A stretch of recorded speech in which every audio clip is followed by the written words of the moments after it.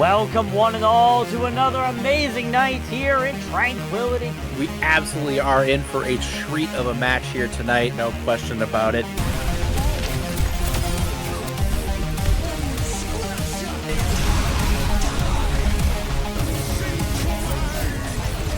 And the grenades from Pomku eliminate everybody on the field.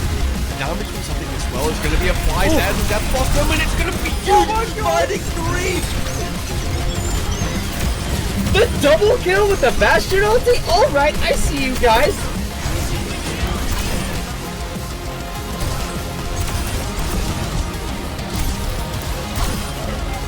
For B-Well, look to find a stick there, finds the stick, they find two with it! Those who find the picks will save the fight, and they don't really need to save what they've already won.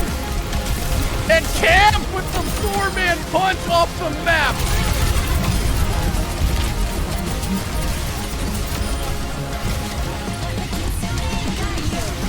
Experience tranquility.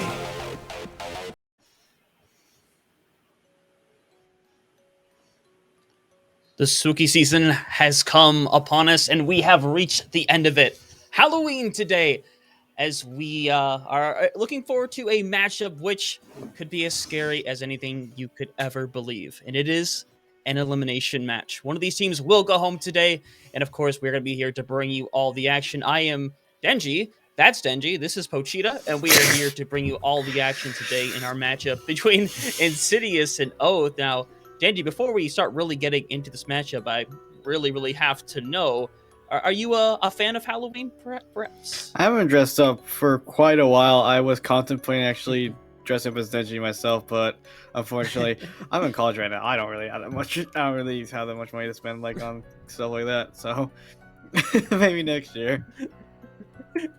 Well, maybe we'll get the opportunity once again. This is quite the funny scenario we are in right now. But what's not as funny of a scenario is what these two teams are going through right now, both of which are in the lower bracket as we speak right now. Both are fighting for the ability to not just get in directly. They will still have to play one more match after this, depending on who ends up winning. So yeah, both these teams, in a bit of a rut right now, but, they've made it this far. They made it out of the elimination bracket or the elimination group before, so both are clearly here for a reason. And looking back at a couple of my notes here, actually, these teams have faced off against each other before, since they were teams that both made it out of the elimination bracket.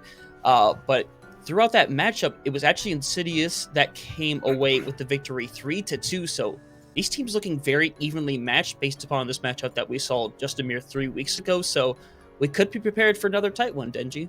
Yeah, and I believe that the entire roster of Insidious was in Harmony tier last season, so they made the big jump going all the way to Transcendence Tier.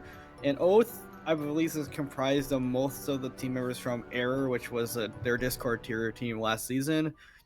The only one I don't think was on Error was Bossman. I believe he was on their Transcendence Tier team at the time, but I believe the rest of them were on Error together. So both these teams have been together for quite a bit. So this is gonna show a test of whose team synergy is all better.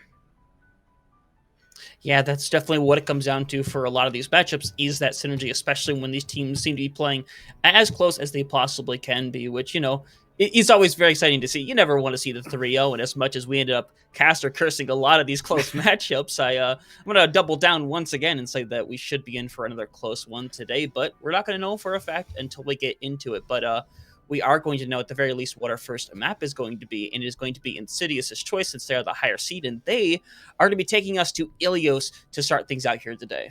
Yeah, so Ilios, I'm not sure if not many teams have selected this first to my knowledge. I've seen a lot more of Samoa, because I think a lot more teams have been scrimming Samoa since it's the brand new control map introduced. But Ilios has always been a flip of the coin for comps, because all 3 points play differently. You have Lighthouse, which you can just bunker down the point, force the team to try to come into you, and then just force them to do a death trap, or you can play dive on that point. Well is probably one of the points where it really comes down to not falling in the pit that's in the middle of the point, and also taking the map control around the Mega Pack. And then Ruins is all about taking control of that Mega Pack on the coast side where the pillars are, But usually you see like Brawl on Ruins, more of like a dive comps on Well and Lighthouse, but you can see Brawl and Lighthouse as well if the team just wants to bunker down the point.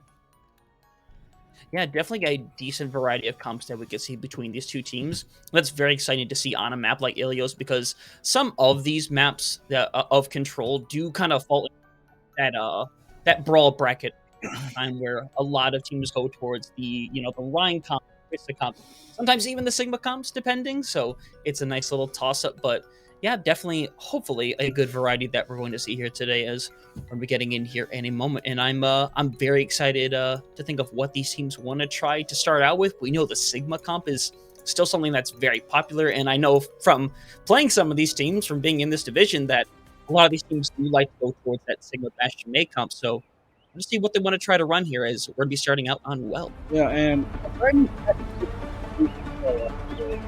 oh yeah, Diva received a little bit of a buff, and Insidious is Yaxim is showing the Zen, who recently he kind of got nerfed buffish. His health pool got distributed a little more, so he's a little harder to kill. His Harmony Orb actually stays on the target that he puts it on after breaking LOS for 5 seconds now, but the Discord Orb, you cannot repeatedly put the Discord onto the same target. It'll break after if you break it, you cannot discard that same target for 7 seconds. But Insidious, both teams almost in our mirror. The only difference is the DPS lines for Insidious and Oath. Yeah, we're going to see kind of a weird little mix-up right here. Mei is going to be over on the side of Oath, along with Will going to be over on the Sojourn, but Sep and Dak going to run the Bastion in the Sim in a more of a traditional style to what this is. So right now, they're going to take a lot of space. Sleeping Tiger going to be the first one out. Just like that, both DPS taken out by Hansdio, and just like that, that should be the first point, or the first fight win, and the cap for Insidious. Yeah, so Insidious's comp wants to just, with the Sim, they just want to TP in, cause chaos, brawl, and just not give any space to Oath, because Oath kind of needs space because they have Sojourn and Mei, and the Mei can block off the teleporter, which is what Voltage is probably going to have to do, or like catch somebody off guard, but Will needs an off angle or some space to actually function on the Sojourn, because Sojourn doesn't really do that good at close range, but Will is over across the point right now, and it doesn't really look like Insidious is looking at him. Yeah, it's going to be really hard to, unless they teleport, which they go ahead and do it. Will taken out of this world, but we do manage to see a flip on the other side. Yaxim going to drop, but Hansdio's there very quickly to find the pick in return. So Insidious might be in a situation where they have to back out, and they're definitely going to have to after those two picks. So Insidious, 40% and counting, right now doing a really good job of not letting Oath try to open up this fight. Yeah, it was a really good TP to catch Will off guard, but it almost went sour because only 3 members went through the TP. Hasdeo and Yaxim decided to stay on the Mega Pack control, which is not a really bad idea, but Yaxim got caught, but was managed to trade out a couple picks for it. Now Will's trying to go to the same off angle again, where he did get picked off really early before. Yeah, definitely so. And as you kind of look between these teams, Yaxim is the only one that has managed to get their ult thus far. This has already been a long sequence here, and Will's getting kind of close, but they're already extremely low, and Dak is actually going to manage to find that pick. So now it's going to be very dangerous territory here. Already 77% and counting. Their biggest priority right now is being able to survive, but Sep, Bossman finds the 2K, and just like that, Oath has a chance to come back into us, the Immortality Field, managing to keep up Sleepy for the time being, but right now Hasdeo on the hunt, found a pick of their own, your teammate managing to find a boop in return, and now it's down to this Carnage, trying to find something, but the beat is going to come out in return, so it's going to be extremely tough, but somehow the point ends up flipping over. Bossman finds another boop, and just like that, this fight is just up in the air right now, but we are eventually going to see Sep come back on the Bastion. It's going to be really tough to push into the point with that, and right now, it's just going to be people trying to run in one after another from Oath right now. They send in the freeze, are going to fight a couple of members on the side, specifically Sep, that is eventually going to be taken out, and this could finally be the pick that's going to start leaning Oath back towards winning this fight completely, but this fight just doesn't want to come to an end. Both teams want to take this right here and now, and Insidious needs to win this after investing this many ults into it. You can see Will over there trying to get someone with the overclock. Teammate going to be found initially. Carnage trying to survive on the Doomfist, who had to come back just to try to be back in order to have some sort of presence. And now Insidious just having to sit back here, Yaxum finding their own pick, and the point's gonna flip back to Denji. This is one intense fight so far. Yeah, nobody really, the cleanup kills are just not coming through for either side, but your teammate goes down again. Carnage is 1 HP wherever he is currently, but the person that Insidious have failed to kill, not Insidious, Oath have failed to kill so far is Hazio, as they finally managed to get him down, but Haz was alive for a lot longer than he should have been, but the problem is, since Carnage had to switch to the Doomfist, Doomfist got nerfed today as well, and Sigma all Sigma has to do is wait for the Doom engage, as Carnage actually does go back and switch to Sigma, so if Insidious do play as fast, they might be able to break out a fight before Carnage is back. Yeah, but honestly, with it already being at 60% and counting, there is a good possibility that we're actually going to be hitting final fight territory here. Oh! And to me, it looks like they're going to send it for a... Oh! Barely survives the boop! Yeah. That was terrifying! And now with that 70% right now, I think right now they're just trying to get Hasdeo to be able to get that flux. They're getting very close. Dak trying to chase down Will, eventually going to find them. Oh, no! But the boot comes through. It's going to find two, and it's going to even right back up. The fight boss man dies directly after the fact. And now Vegeta trying to come together in Hasdeo. The immortality field going to keep them alive temporarily right now. Voltage doing their best to stay up, pot-shotting away at the Bastion. But so long as Yaxum is in that fight, it's going to be really tough to find the right pick. We're gonna see the Flux come out over on their side. Gonna bring up one. The Lucio gets hit, eventually taken out. And now Hasdeo gonna try to jump into this just like that. This is falling back into the fingers of Insidious, who are very close to losing that. But with this final fight, it's looking like they are going to take this first round, barring, you know, the absolute miracle. But with that, the point flip finally goes back over. Gonna try to see if Oath can get some touches, but with Boss Man dying, Insidious gonna narrowly stop them from coming back on that one. It ended up being a really close affair there near the end. Yeah, it looked like Insidious was in control for most of that until Bossman just found a 2K boop into the pit, and then chaos ensued. The point flips a total of 2 times in the chaos, and suddenly Insidious are in final fight territory because Oath gets 60% off of just the chaos, and Oath nearly brought it back with Bossman fighting another 2K. Whatever. It was a really great kill into Will, but they gotta remember that there's nothing but cliff over there. So if you get knocked down, you're dead. Yeah, exactly. Is right now I don't know if Hasdeo's gonna stick with this, but Zarya. Yeah, they're actually gonna. Zarya? That's a little unique, but we did see a point where the meta was leaning towards that Zarya Reaper combination. I don't think there was anything in the patch notes regarding Zarya or Reaper though, so nothing to make them any weaker, but nothing to make them stronger either. There was a reason why this comp kind of started to run out of the rotation. So now Insidious is gonna have to play this a lot more aggressive than Oath. As you can see, Dak right now in the back line, just trying to find someone to pot shot away, and Voltage eventually going to be taken down just like that. The DPS of Insidious putting in some absolute work.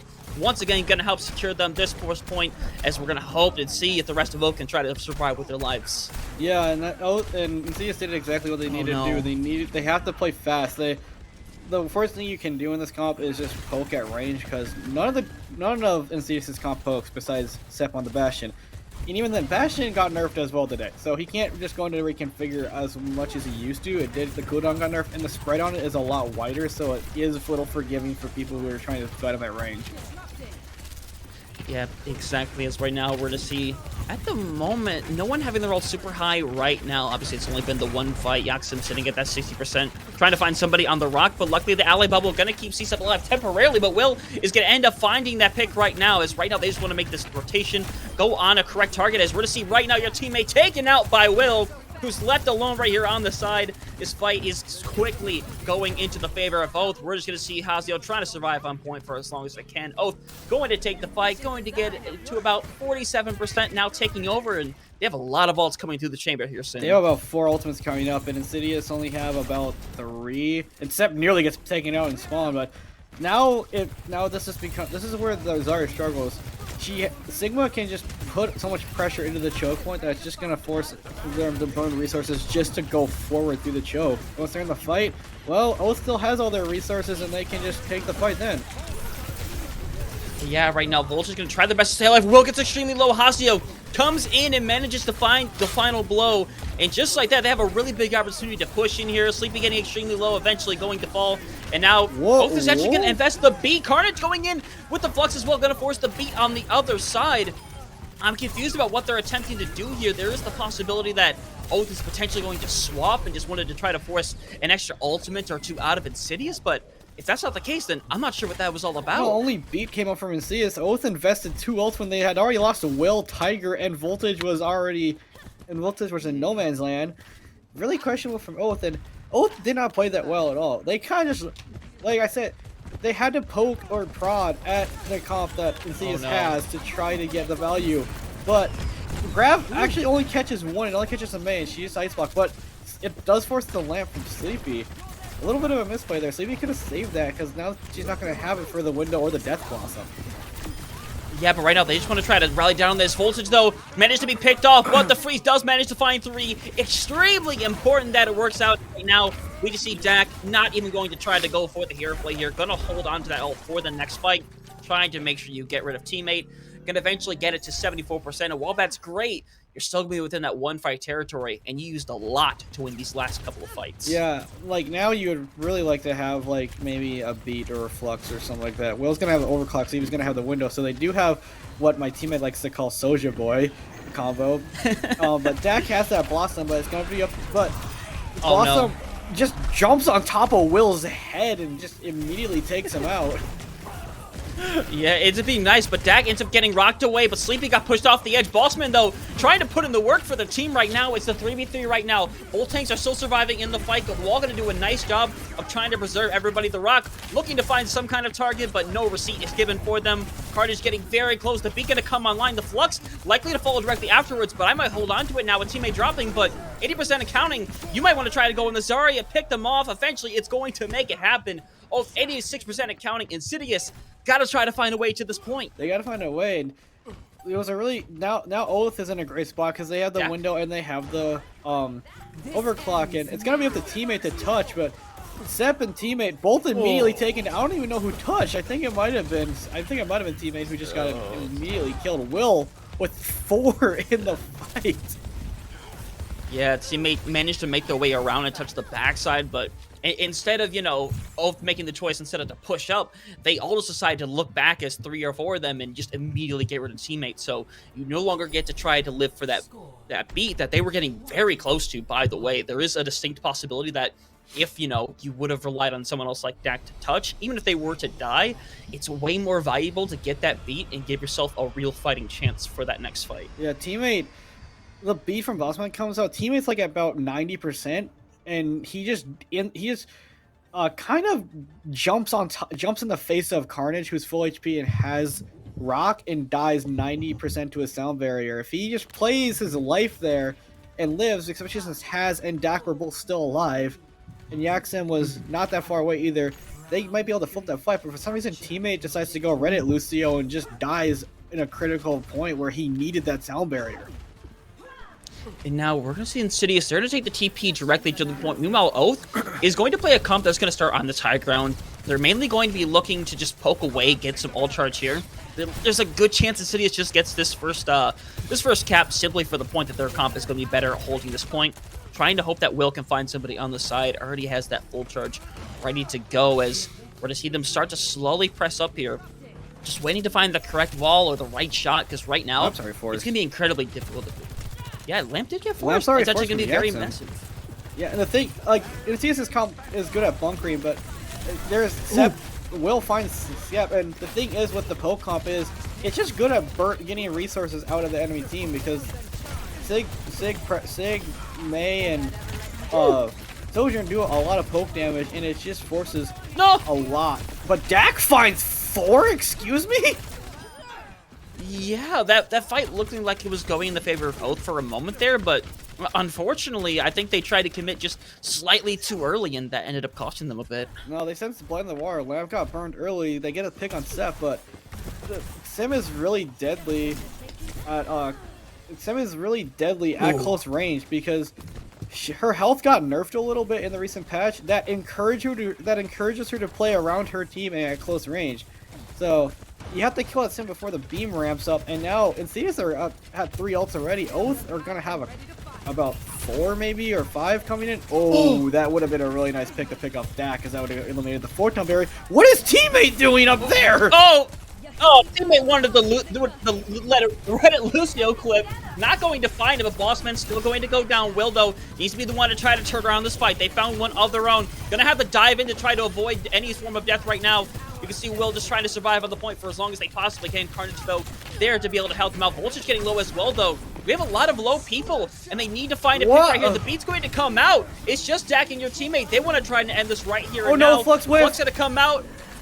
Nobody manages to go through. It can't go around the wall. And now Voltage versus your teammate on the point. The cap going to come through. But this is still potentially winnable if they want to try to regroup in time and find an extra pick. But right now, it's looking like they're going to take a quick hiatus. Yeah. Oh my gosh. Both these teams, like, opening picks kind of, like they matter in general, but, like, opening picks for both these teams kind of haven't mattered because the opening pick, usually it just breaks up in the chaos. Trades go all over the place. Ults are exchanged like crazy. Insidious DP high ground? Insidious now have the task of getting to the point and trying to bunker down again, or they could just run down one of the players as has already forced to use all of his cooldowns just to survive getting walled off. Good cleanse. Exactly. That's a really good cleanse. Hasio getting low. It's eventually going to force out that immortality field very early. And now Hasio would really like to have that all here being inside the wall. Just like that, that fight is going to be all but done for Insidious. Still have two people alive, just trying to make sure they can get out with their lives. Looking like they're going to be able to do so. And now 50% and counting. Oath seem to always start, start in the deficit and try to work their way back. Yeah, I think that was a disconnect from Haz and the rest of his team. Haz went forward while the rest of his team kind of stayed back, and if you're going to be playing Symmetra, you have to be using what her kit does. It allows you to be very mobile and get around the map, but you don't really want to TP directly to the point, especially since if you TP to the point right now, oh my gosh, you're just diving into a blizzard, but Seb just jumps on top of Sleepy Tiger's head and kills her off. But is it a trade? It's a trade of Baps. It is a nice trade overall. Will is still alive. That's the biggest thing. Will can keep going after anybody they wish to. If they're out of position, they're going to get got after right now. Just like that, Dak trying to TP to the point ends up not meaning a whole lot, but it does mean they die quick, which means they should potentially be able to group up as 3 or 4 to be able to get this point touch. Yeah, you see the swaps coming through. Teammate almost has a barrier, but they're going into a flux in a window potentially as it. The team synergy on a side of Oath looks looks like a lot better. Like they know who to target and who to kill. As Insidious are kind of like trying to make their own hero plays constantly, and it's just not working out. Yeah, and honestly, that fight is just a little unfortunate. Insidious doing really well in all 3 of these points. I believe they got it first every single time. They got it up nearly to 100 every single time, and Oath managed to find a way every time to start bringing it back.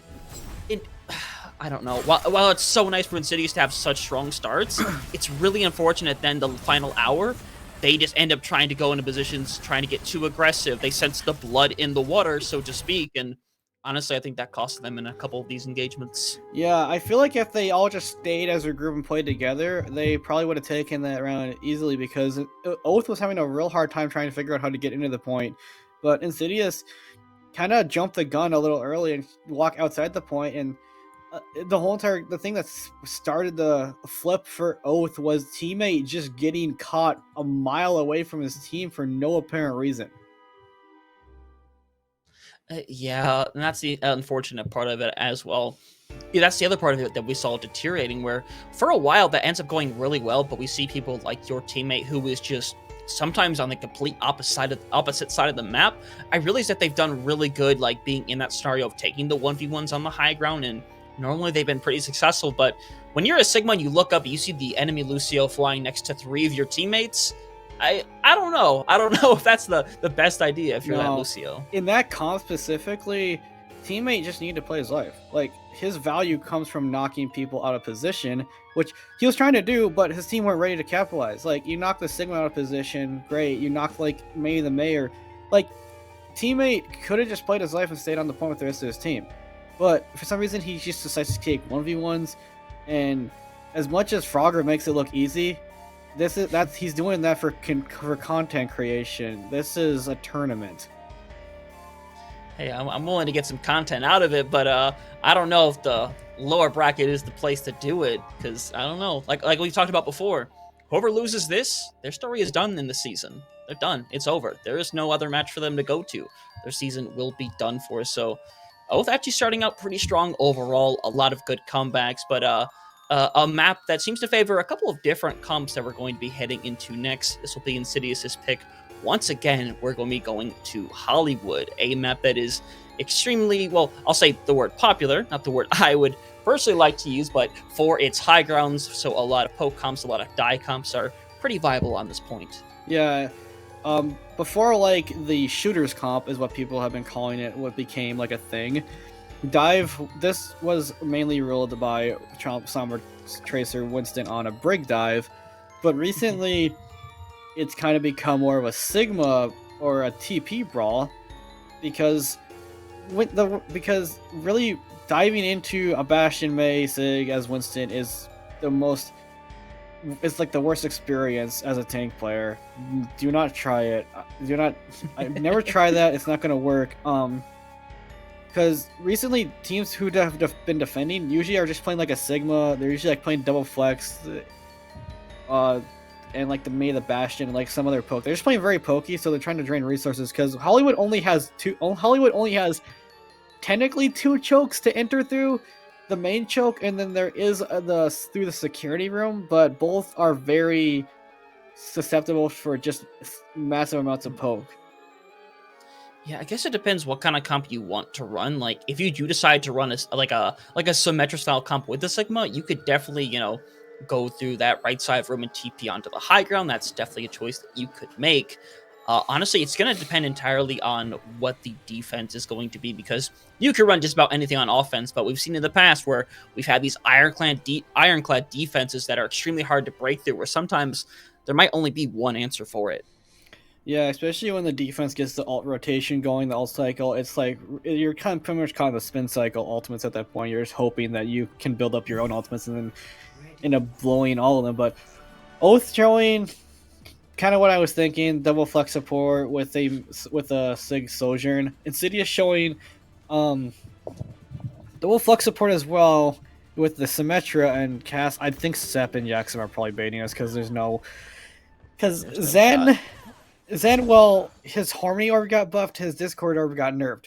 Like I said, you attach it to you attach it and it either you detach it or it just breaks because of line of sight. You cannot reapply the Discord orb onto that target for 7 seconds. Yeah, but I don't know. Honestly, they're probably baiting, but it wouldn't be the worst support you could end up playing, and we are eventually going to see a couple of swaps. I do not really agree with this comp. Especially if they want to be up in the face of Oath, which is what the TP comes for. And I would rather like to see the Lucio. Seb immediately finds Will. What was he doing that far up? Will was cooking something here. This could just be a really good character for Seb. There's definitely a possibility there. I thought they wanted to try to use the TP up on the high ground so that Bossman couldn't get away, and that ends up working out anyway, because right now they just have a lot of brute force DPS, and ends up working out really well for them. They're going to take an extremely fast cap here. Yeah, I don't think Oath was expecting that. Will was doing like the normal thing of trying to poke at the doorway, but I don't think Carnage just like didn't like you. He probably would have locked the shield, and Sep's one of his signature heroes, if to my knowledge, knowing him from the past couple of seasons, is his Cassidy. So it might just be a comfort pick for Sep. But you see, it's a very fast cap, but now it's gonna be about taking high ground control, which is going to be a little bit hard, especially since Oath have the control right now. So Insidious have to go up there somehow. Yeah, but I was going to say they have to go in TP and do exactly that. Sleepy playing really far back, which normally that's a smart thing to do, but they TP on that. They know exactly what they need to do, but Yaxim is actually going to fall. They end up dropping onto the support line, trying to get rid of them, but Hasdio there to make the save, but it's still going back and forth right now. Sep eventually falling, Will trying to be the crux of this team to keep them alive. Voltage can only do so much on the ground alone, and right now Will trying to do a lot, and in fact they are doing a lot, but eventually they are going to fall. You can't win the 1v3 like that, especially when you have Dax still up, shooting away, taking over this high ground control. Yeah, and I like to mention that Bossman's on the newly nerfed ERE. ERE was very popular, but now her heal pylon has less health, has a 15-second cooldown when destroyed, and it's harder to hit your shots. the actual like the actual hit scan size of the bullet got decreased to like where it's like more like a actual hit scan a shot and takes actual skill, not just point and shoot. Yeah, and right now this is just bad right now for Oath. Like, I think they're running the right comp here, but I think that Insidious have realized that they just want to play these comfort picks a little bit more, and it's working out really well for them thus far. But Oath is going to have a ton of ultimates, and if there's a place to hold them, it is going to be at this choke coming up here. A choke that is insanely hard to push through, as we're going to see that Flux come out. Oath not able to take that first ult, but no one is going to die. Hippy is going to end up, losing out on the immortality field, but that's going to be fine at the end of the day. You force out that ultimate, you all live through it, so right now it's going to work really well as they're just keep one on the point. Going to put out a lot of ult as well. We're going to see the triple ultimate as well, and the Transcendence not going to be able to save Hostio from an overclock shot through a window. Pretty much one shot in the sig. That's too much. That's way too many ults. That was That was 4 ultimates from the side of Oath, just desperately trying to hold on. Insidious did use 3. I believe Insidious probably would have been able to snowball through, but Hostio fluxed way too early. There's nobody on his team could actually capitalize on the flux because he fluxed them above a position where they're in range of anybody to shoot. I'm pretty sure I would like to see Hostio like save it so when Oath is trying to retake, he can pull him up in the air, and then Sep just has a shooting range with the Deadeye. Yeah, but honestly, I can't even really be that mad because at the end of the day, you're going to take that trade there. But Will taking out Dak, maybe not the trade you want to take. Will with the 2K. Will does not want to end up falling with this much left in the time bank, so it's going to be very successful in being able to get those 2 picks. Voltage finally yaks him, and that's going to spell the end of that fight right there. The rest of both trying to clamp down, make sure there are no survivors. Really clamping down, as a matter of fact. Sep gonna die very late into the engagement. It's gonna work out really well for Oath as, oh no.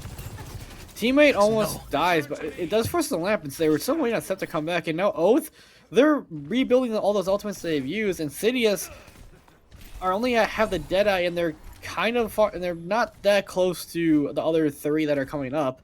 So Oath, they're in pretty good spot, but Bossman has to use this, which it's really good weight on Bossman to wait out that grass, but it doesn't get any kills. It does force Insidious back quite a bit. Yeah, and Yuxum ended up going down. I'm not sure Will ended up finding them. Perhaps they just had the charge ready to take over the high ground, but Dak eventually finding Bossman, so that is going to be, a trade out right there. But still, Oath is going to have the closer spawns. They're going to be able to get Bossman back way quicker than they're going to get back. Sep, whoa! Sep is cooked with fire, and he has set the kitchen ablaze. We're seeing a Flux, the Flux did actually come out. Eventually going to find one more pick, and now we're going to see the supports be taken out eventually. Will sparing almost nobody, so Will has been absolutely popping off on this map thus far. Will does not want to lose. Keep in mind, Insidious started this point with about 6 minutes in their time bank, or like 5:30, and it's been drained down, but this point is really hard to get up, and every time Insidious kind of runs into a wall of, it starts to get like their groove on, Insidious just like kind of seems lost. They make swaps that are kind of not really what I would do, like Soldier into this, but a good fuck has, which, there goes Carnage. Yeah, and this starts spelling the end of this fight, honestly. If you're Oath, your biggest thing is you might just want to try and invest your player life best as you can, because it's just going to be Voltage with the freeze. They're going to not be able to get back an Ice Block to stop this. Where's Will at? Will is doing something in the back line. They actually almost might find the pick onto Dak, but I think Will potentially was chasing after Yakum, who was actually, like, in the way back line on the ground. So they were kind of susceptible to being taken out, but that was potentially bait for Will to try to go there and take them out of the fight, because Will has been doing a lot in these engagements. So taking them out of the fight in exchange for your Zenyatta, someone who can't even, commit a bunch of healing output after they use the Transcendence the fight before. Honestly, that's not a bad trade to have, and ends up working out really good for Insidious. Yeah, Insidious, it was looking a little dicey for them for a bit there, as they Oath did like put up a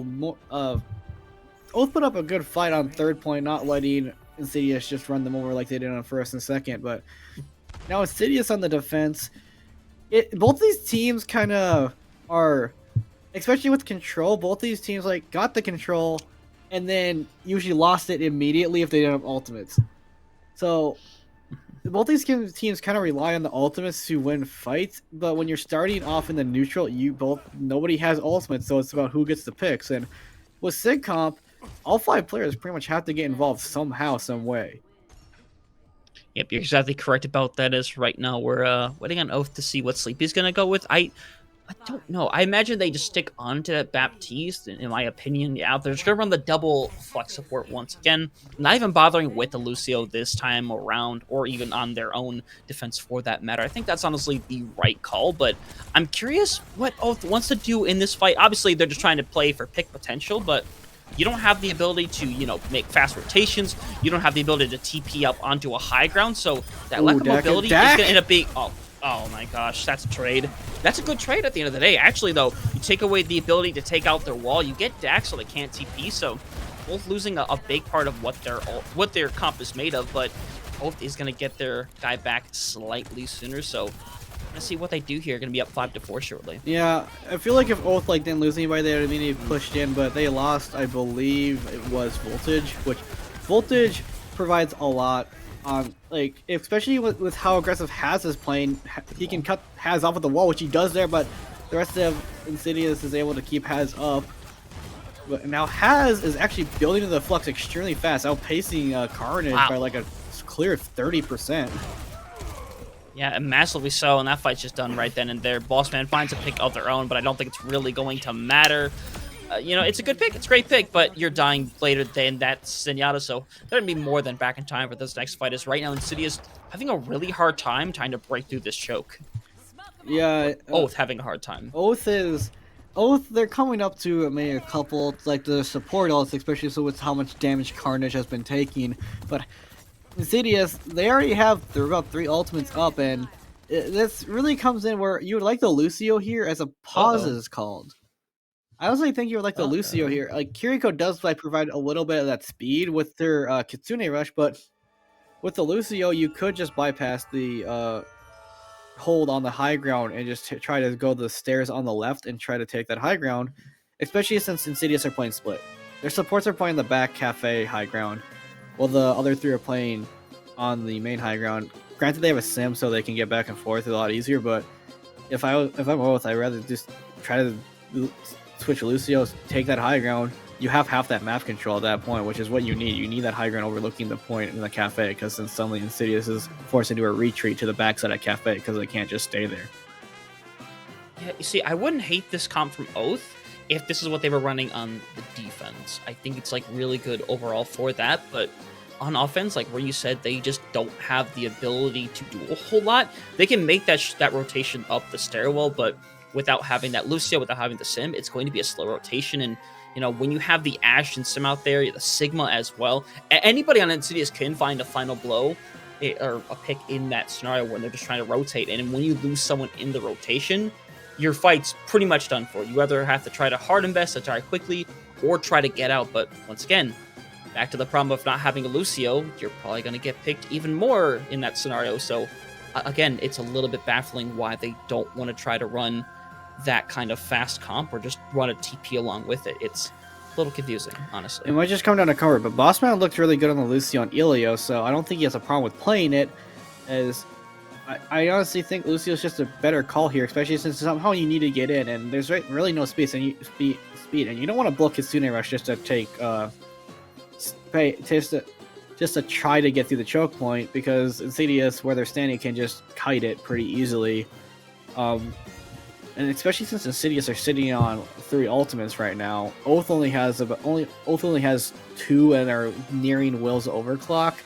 But this is just coming down to which comp is better. And Insidious's comp just is better.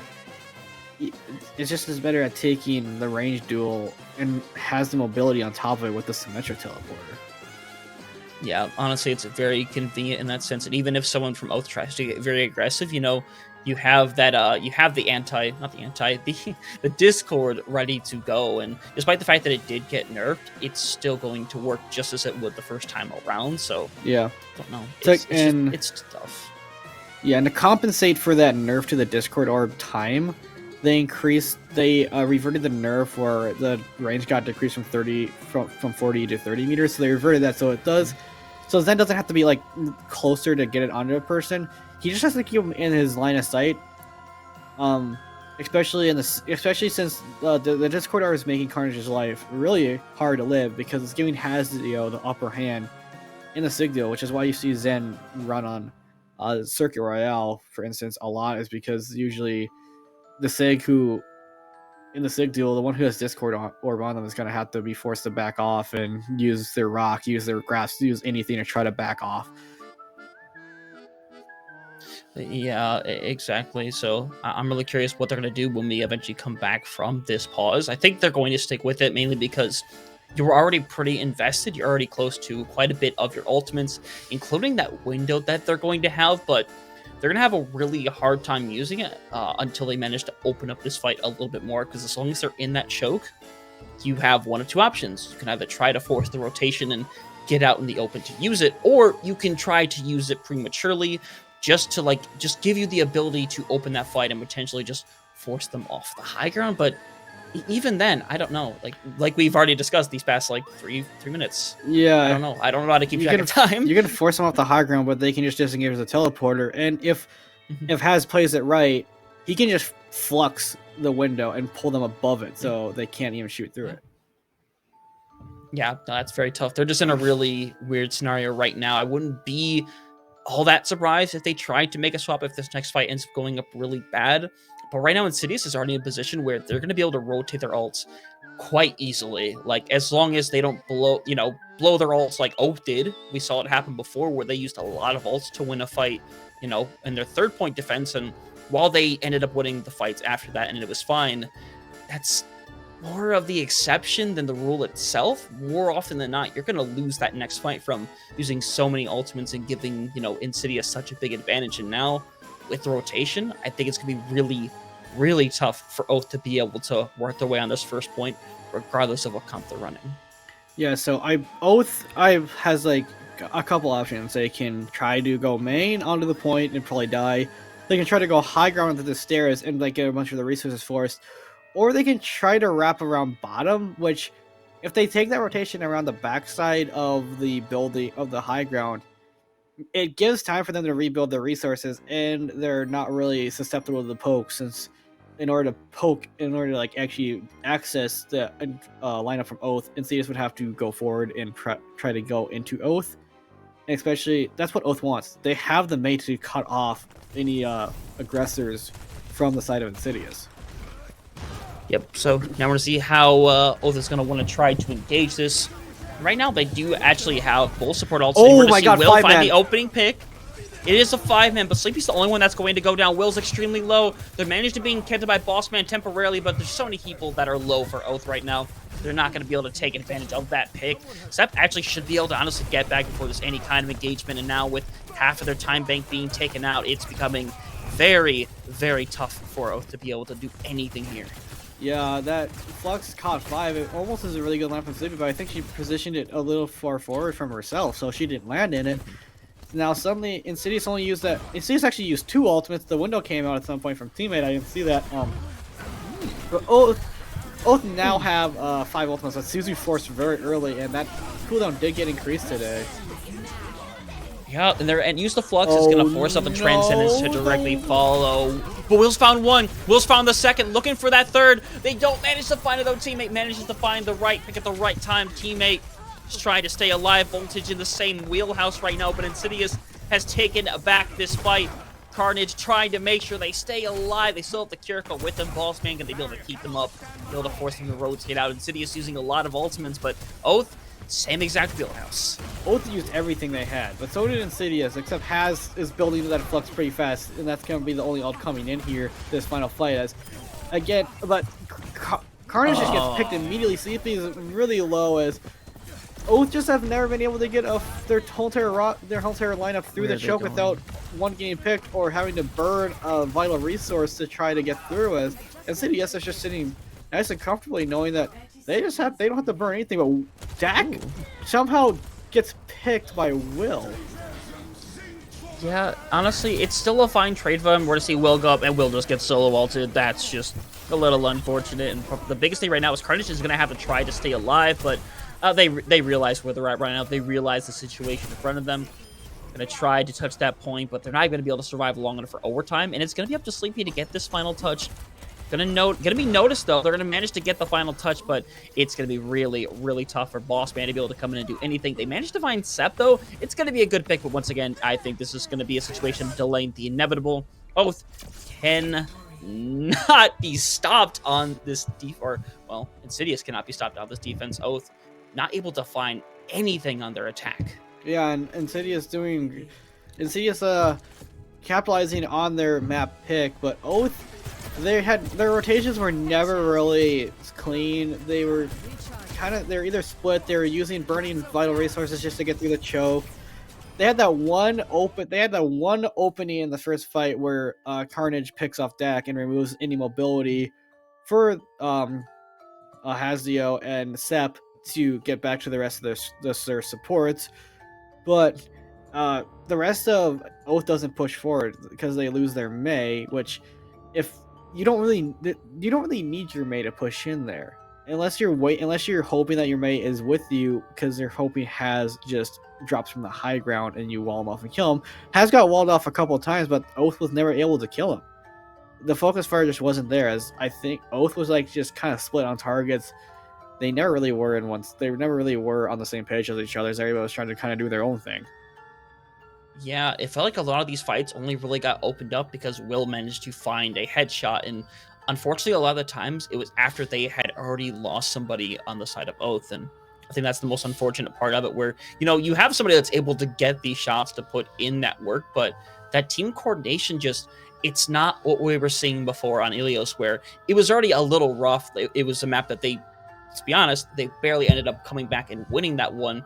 But you still won it. That's fantastic. That's great. You're not in a 0-2 position right now. You still are able to go back to the drawing board. There's no high pressure quite yet, but after a map like that, some teams are going to react a little differently. Some boom a little bit. Some, you know, manage to hold on to that confidence, and I'm really curious how they're going to react when we come back from halftime, you know? Oh, that wasn't the release. That was just a question. Oh, I thought that was a release. My bad. That's my bad. I don't even know if right now. I don't know if Hippy sent it. But... No, but we are going to be going to it here in a moment. So disregard my awkward casting, as I'm going to take the full blame on that one. But one thing I am not going to prevent is us from actually going to halftime. So stick with us. We'll be back in a few minutes. See y'all soon.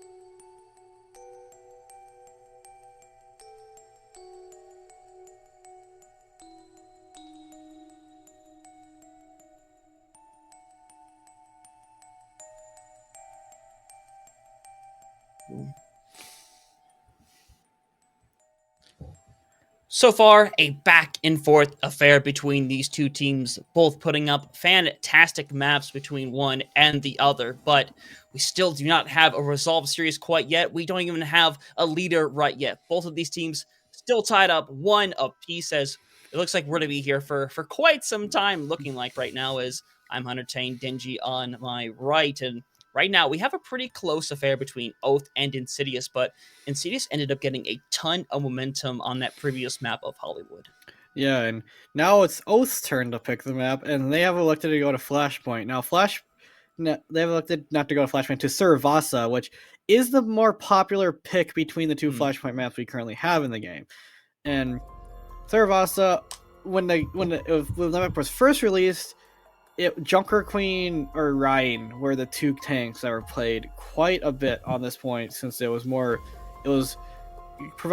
has close quarters on the point, so it can brawl, but it also has long sight lines on some of the points in order to enter, which is why recently Sigma comps have kind of taken over here, especially with both these teams not really showing anything besides Sigma, besides Insidious showing that 3 different tanks on Ilios, but Oath have kind of just stuck out on the Sigma so far, and Sigma, well, not being a carry himself currently, is more like he's more backed up by the heroes you play behind the Sigma, like especially since usually in a normal world Ryan beats Sig because Sig can't really brawl up front, but if he's got a main Bastion at his back, then suddenly the Ryan can't get anywhere close because he's getting shield busted. So Sigma is in a really good spot right now, not because he's super strong, but because the other heroes around him that make him really strong are kind of the ones who have not been looked at by the devs whatsoever so far. Yeah, it's why you haven't seen any changes really go towards Sigma, especially on this most recent patch, where I think maybe some kind of players thought maybe Sigma would get some form of nerf, but it's exactly as you said. It's the Bastion and the Mei that's really enabling that style, and Sigma is also one of the only tanks that can stop that combo between Bastion and Mei. That's why you see the mirror so often instead of people trying to go off and do their own thing, because when they do, typically it doesn't really work out. It doesn't really work out, and Sigma, I believe, hasn't been nerfed since they took away his quote-unquote Roadhog-esque one-shot combo, which you had to be in the face. I'm not joking, the devs literally compared the Rock Hyperspear combo to Roadhog hook, chain hook plus melee, which made no sense, but because especially in order to execute that combo, you pretty much had to be in the face of somebody to get it, and had to time it correctly so the Hyperspears followed right after the Rock, or else you were going to miss them on their on the get up animation, whoever you stun.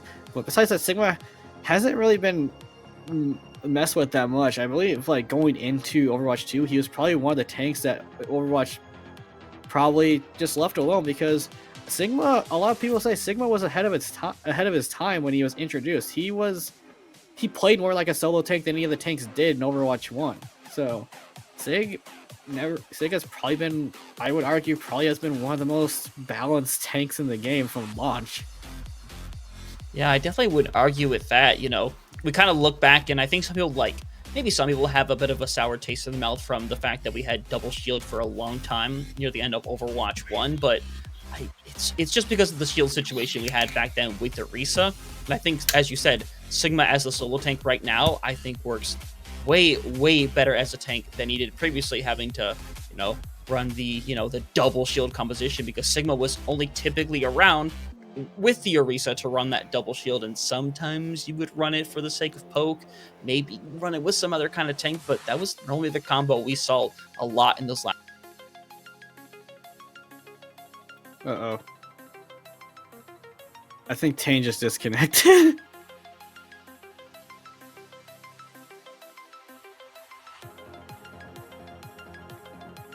Yeah, so unfortunately, I think my other caster has ran into some internet problems as he is frozen on my side, but going off of what Tane said, you saw Sigma, well, Sigma always wasn't run with Orisa. You saw Sigma partner with Hog, you saw him partner with Ball, hell, you saw him partner with Ryan, just because he was that versatile of a tank, and he could play on his own with his shield, his grasp, and his rock, and he had one of the best tank, and he had, to this day, has one of the best tank ultimates in the game, being able to sweep it over the air Slam them back down for half of their remaining HP. It's a really strong ultimate, but both these teams coming both no changes whatsoever on their side. Insidious are trolling has please.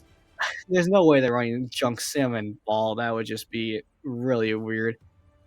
But hopefully Tane fixes his internet issues or whatever happened on his side. But as nope, Insidious and Bastion, same thing. As both teams gonna roll out. Market always the main point of Cervasa in the middle, but pretty much every point after that is random. As looks like Insidious are gonna be able to get to the point first, and Carnage Shield is already burst down. As without the Bastion on the side of Oath, they are relying on mainly Will again to try to get a pick here. I'm unfortunately, but we we are back in time before the match, so yeah, I'm kind of nice. These kind of comps, it's about what we expected as well, but we are going to see Insidious taking that first cap right now, as Oath having a bit of a tough time trying to make their way in right now, as we see the Immortality Field actually going to come out from Yaxim to start things out here, and no picks quite found yet. Oath just waiting for the perfect moment to be able to burst in here, but as I said, it's been kind of a... There's the pick. So Will finding the first pick, though. That's going to be massive for them to open up this fight, but Dylan is actually going to fall in return, so now the 4v4 are going to be activated. Dak, though, staying alive, being able to find a pick of their own. Insidious likely going to be able to hang on here, with Carnage not really going to be able to survive. Yeah, especially now Insidious, like with how much fast the point ticks up in Flashpoint compared to Control, Oath kind of spent that point just poking and prodding, trying to find a pick. Will finds that pick, and they do go forward, but Dylan just dies immediately. Dylan also has been subbed in for Voltage. I just noticed that, but Insidious just have the better comp, and that's exactly why. Bastion, while he did get nerfed in his configuration form, is still extremely strong right now because of how much damage he can output, especially with the Sim. It eliminates the lack of mobility Bastion have, especially since Symmetra can just kind of teleport the Bastion around, and suddenly you got a giant tank in your face that with a Gatling gun. Yeah, it's kind of unfortunate, but for the bright side of Oath, they are going to be able to get to this point first and foremost, as long as they, decide to make their way there. The main thing I'm calling into question is, we know Will has done a really good job on the Sojourn throughout this entire series. It's been fantastic, but there's a bit of a difference between, Will, who can get this big shot off every few seconds, versus Sep right now, who can just go in with the configuration and find sometimes a really easy pick. As, holy crap. That is not a good situation to be in. Oath gonna find it very tough, and they're gonna push it. Sleepy Tiger uses it, but the freeze is getting used as well. They're hard investing here, but Sep actually managed to die somehow. The beacon to come up from teammate. No one has found this point quite yet, but with Bossman dropping, I think that might actually end up dispelling it right then and there. You're gonna see Will over on the side, almost getting rid of Yaxim, but Dylan dropping is going to inevitably make that go in Insidious's order. And once again, we're seeing Oath use ultimates in fights where they have no right trying to win it. No, especially when you lose your Sig. In the Sig comp, it's pretty much fight over unless you're a Bastion, which Bastion kind of operates as like a second tank. You can pocket him. He has the Ironclad passive. He has the armor. He does a lot of damage to reconfigure. The grenade does still quite a bit of specials, as your teammate picks off Will really early there, as he just kind of doesn't drive by. As it looks like your teammate has kind of adjusted his playstyle to play, still looking for picks, but like from a distance where he's not going to get immediately killed like he was on Ilios. Honestly, I'd really like to see Will on something different here after using this overclock. As once again, it has nothing to do with them playing bad or anything. They're doing quite a good job, but I think compositional-wise, it's just a big difference for them right now. As Oath gonna have to try to find their way to this point. The Flux is going to come out. We're gonna see a catch onto your team with the Immortality Field. Not gonna be able to do anything as it can't come out. Yaxim going to bring in their own window, though. It's gonna tie things up. Carnage gonna have a really hard time surviving, especially when they're just getting hunted down right now. But Oath gonna try to see if they can force that flip over. Will managing to stay alive to find Sep. The Flux gonna come out, finding a couple members of Oath, staying alive temporarily, but Bossman eventually dropping.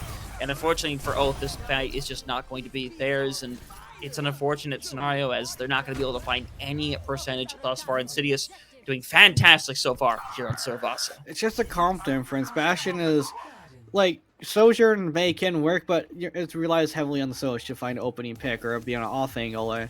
And currently, Oath is not really trying to set up Will for success. Insidious are just setting the tempo. They have the superior damage output with the Bastion, and they have more, even more mobility because they have the Lucio and the Sim. Oath, again, it looks like Insidious are gonna get to the point first because of that mobility. Oath is sitting on the Blizzard and the Sound Barrier and the window. Insidious have nothing, so if there's a point that Oath can maybe secure, it's this one. Except Bossman immediately falls, but ooh, there's the Blizzard from Dylan comes out there. So, you know, this is a good flank right here, especially when it's like Will has found 2 picks of their own now. That's eventually going to give Oath what they need to be able to take their first fight win here. Dylan got to make sure they preserve themselves, though. Insidious is just going to be stalling out this for as long as they can. Ends up being a pretty decent stall, but Oath going to finally take their first fight, and that's what we kind of need to see happen. Will still be in an ability where he can get back to his team, but in a way where Insidious will either have to split forces to take him out or have to full commit to one of the sides.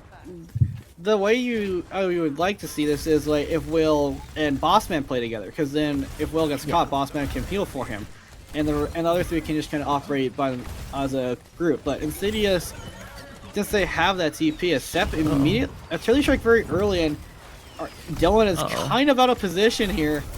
But no teammate ends up going down again. I wonder where the heck he was. I don't know, but we actually see a Flux come out. They're getting one. They managed to get rid of Dak. You're going to forward to see Hasdale on the other side of that wall, and just like that, working their way back into it is Oath. A team that, as we've seen, may not start all that strong, but they definitely know how to make a comeback. I think Dak is still alive somewhere. I saw somebody look like they were going towards the coast of the map, and I think Dak might be behind. Yeah, Dak somehow got away, I think. Or it looked like somebody was behind them from there. It looked like somebody was behind them from my point of view, at least on the screen, but it might just be me. But Will has it overclocked to try to send they're waiting. Insidious. But Insidious is just not even elected to re-engage. They just know they can't take the fight. They're trying to rotate early, as Oath might be able to catch them on the rotation if Will can land another railgun shot, but unfortunately that one gets shielded. Honestly, a really smart idea from Insidious. There was the possibility they could have won that engagement, but you would rather be able to have the opportunity to set up on point first with that Bastion, where you're going to be able to more likely win that fight. The window going to come out. Sep gets very low, though. Sep got in kind of deep. We're to see Insidious investing that window as the overclock going to come out in return. Going to get rocked away, barely staying alive, but a lot of members slept from Insidious. Dak eventually taking out Will, trying to make this fight their own. It's still takeable right now. The wall gonna force the Lucio to kind of slip through the crack. We're to see Dylan drop onto the point, use that to be able to survive, and they get knocked out of it for a moment. Bossman going to fall. Carnage still going to be alive temporarily, but the immortality field coming out gonna make it very hard to take out anybody. And with Sep coming back, that will spell the fight win for Insidious. And it looked really good with Sep going down early, but then Oath just kind of spirals into chaos. Like they don't know what to do during the mid fights of team fights, and target call split. Everything's just happening. It doesn't look like Oath is gelling. Insidious kind of keep their cool when somebody goes down there. Except goes down early, but the beat there from your team to counter out the Blizzard from Dylan was really good. And now suddenly Oath, this is do or die. They have to get this team fight, or else if they lose this fight, they're in final fight territory and looking down the barrel of losing the series. As Dylan somehow goes off the map. Die. You have to die right now. You need to jump off this map, reset as quickly as you possibly can. I don't know why they're trying to stay alive right now. We're eventually see Carnage drop. 70% and counting. Bossman living is honestly the biggest thing possible, because now they have an ability to touch this point, but it's still going to be so difficult to do it cleanly.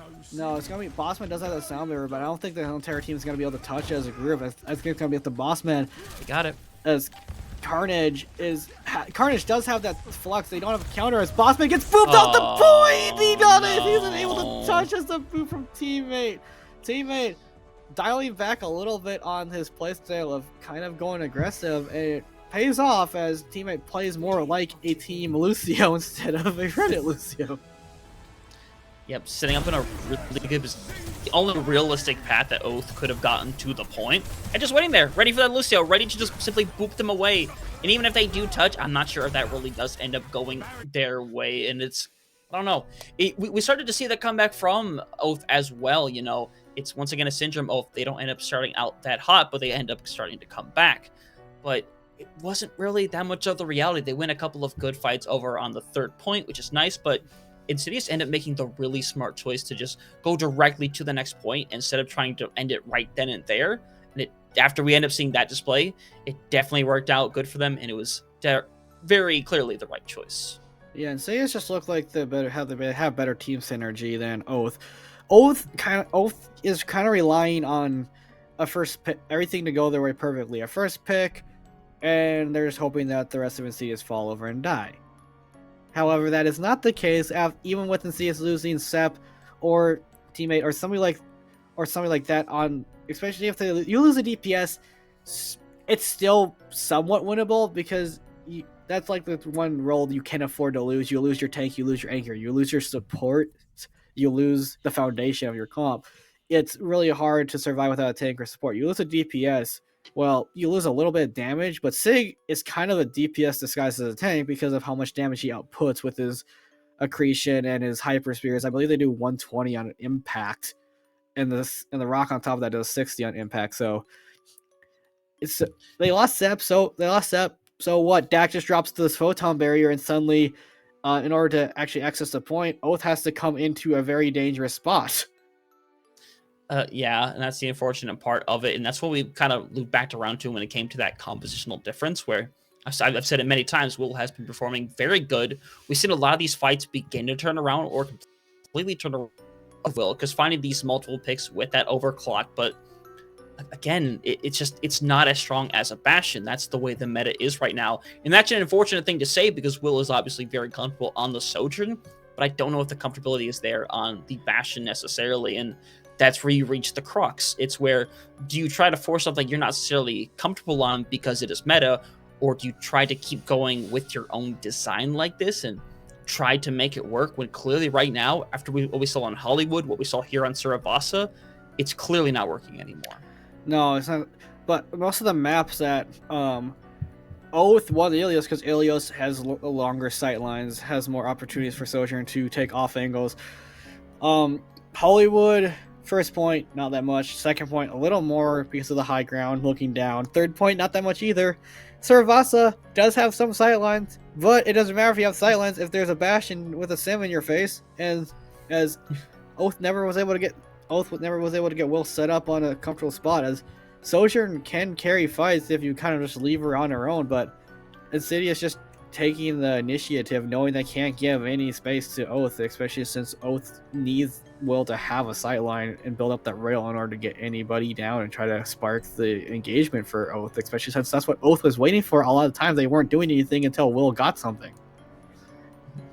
Yeah, and that's kind of the unfortunate part of the situation with them being down 2-1, because they obviously have the pick on this push map. They have the ability to win it, but now when Insidious wins it, they have free reign of where they want to go next, and you can go to a map where sightlines aren't necessarily the biggest issue. You know, when you think of long sightlines, one of the first maps you think of is Circuit Royale, which is in the pool, which would more than likely perform very well on, but you lose that ability now as Oath to be able to go to that map, because unless we get the miracle draw and push, which I don't know if it's ever happened here on I've broadcast seen it before. happen once in like a YouTube montage, but yeah. Yeah, I don't think we're gonna get the miracle tie. It'd be great to be the first here, but I don't think that's quite gonna happen. So, unfortunately, that's just another thing you have to worry about. Is, you know, what will they go with map 5? But can't worry about that right now. You got to be able to win this map first, because it is all on the line here, as Oath with their map pick is going to be taking us over to Colosseo, which, you know, I don't know if I fully agree with the ideology of going to Colosseo. I think it still favors that Sigma style quite a bit, but honestly, with the way push is, I think the Sigma comp could work on just about any of the maps. Sigma kind of has dominated pretty much every map, so every map type so far this season. But if you're Oath, this is probably the one map where you're able to comfortably play the Sojourn, since where the bot spawns has a giant sightline down the middle of it, and there's only like 2 areas of cover for the enemy team. But this also plays well for the Bastion and Sim. The Sim is a little more dicey, as she has to get in fast, or else you can't just wait it out. You have to go in fast. But what Oath has to do if Insidious are playing that Bastion Sim is they have to kite to engage the Bastion Sim, because suddenly when Insidious just uses a burst of mobility and damage like that, if nobody goes down on the side of Oath, suddenly Insidious is stuck in a spot where they don't want to be. Yeah, it's definitely a possibility as well. Like, I don't know. I'm just curious because a lot of it's going to come down to that mid fight. Because as you talked about, they do have the good sight lines there, and Oath winning that first fight could be absolutely massive because then you have the ability to kind of dictate the pace. Because once Insidious kind of opens it up, to the area where the bridge is at, I think it's going to be really, really tough for Oath to try to open that up and make that fight their own. So a lot of importance going to be going into these first fight or two. Yeah, especially with New Queen Street and East Bronx are the two push maps when you think of comebacks. You kind of think of those two.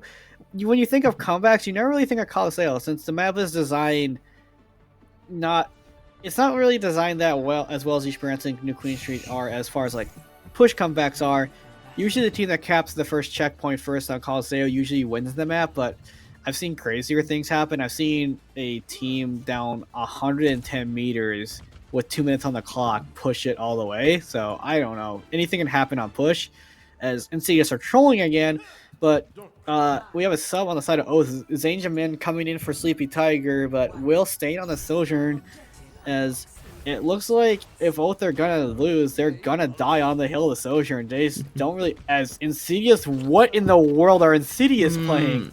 I really hope this isn't an overconfidence thing right here. I really hope this isn't what this is, but, who knows? They obviously have cooked a lot of it this season. They're in that 12th position overall. Will going to find one pick, though. Sep going to follow directly back with getting red voltage, so no longer going to have that wall at your disposal, and Sep is kind of free to fire away as they please. It's going to be really hard to kind of go against this Junkrat that can play ranged or play close. Like, it can be an advantage in both ways right now. We're going to see Hazio just try to jump around the ball, trying to find somebody out of position, trying to knock out, Will, who's getting very low. The immortality field gets forced out.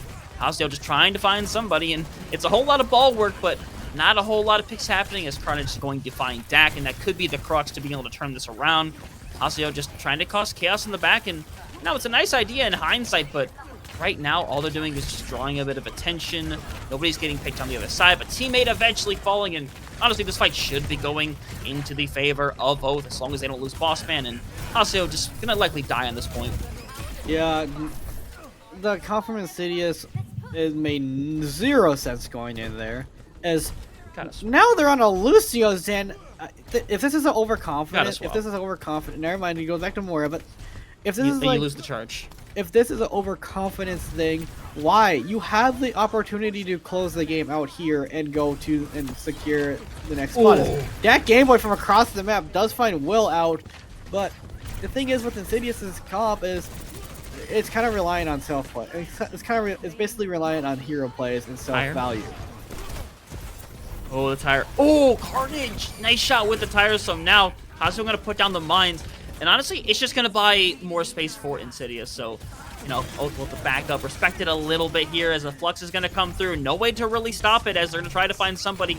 A couple members going down. Your teammate going to drop as Zaxxum ends up pulling out the Transcendence after the fact. Zane, though, is going to end up dropping. So it's going to be a pretty decent trade overall. But now you're in a tough situation. Zach ends up finding Will, despite Will nearly finding that hedge position where they're going to be able to keep doing a lot of damage here in the back line. Voltage, though, able to survive temporarily, and now Voltage up here with Dak, going for that 1v1 right now.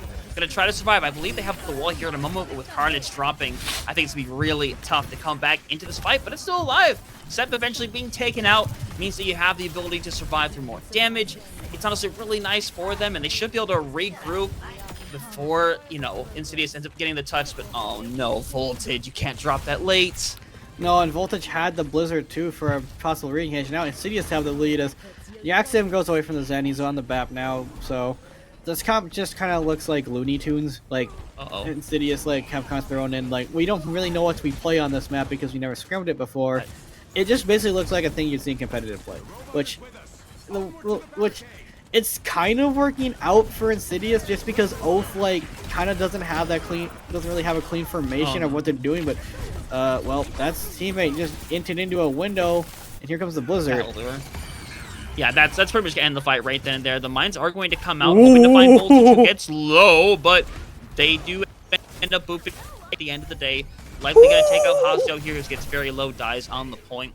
Honestly, it's working out weirdly working out for Insidious, but I think they're finally making the swap over to their actual comp. I think they are now. Now the fun times are over. They're going to take this seriously, especially just knowing that Oath is close to taking the lead here. But the problem with the comp swamp is now Oath has ult advantage. They have the Flux coming up. They have the Sound Barrier coming up as long as Carnage and Bossman don't die. Yeah, right now, Voltage kind of just sitting around this corner, kind of waiting right now.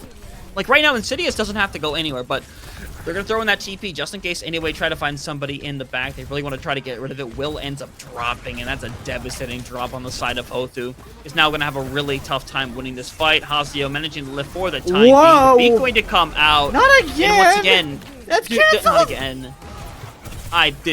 That's a devastating fight for Oath. It was fine that they lost it, but the fact that they used 2 ults once again after people had already dropped, this is the reason why they're losing a lot of these later engagements. Yeah, the Oath just investing when they're down is just very questionable. Like, it just is like, I feel like Oath may like watch San Francisco Shock do it and they think they can do it, which you're not as good as like what Prime Shock was. As the problem with doing that is like you're just gifting the enemy team more space. You have 0 ults to come back in. Insidious suddenly now has 4 ultimates coming up as Will finally finds the pig that is Oath needed very much.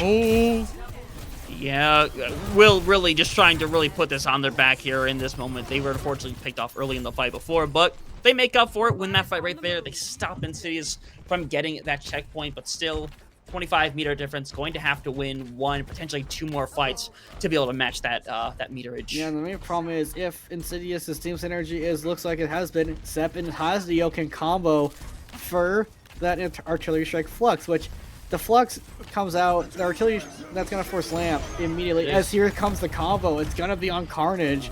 As Carnage lives through it because he managed to absorb the artillery strike that was coming through as Blizzard is not able to be eaten by Haz.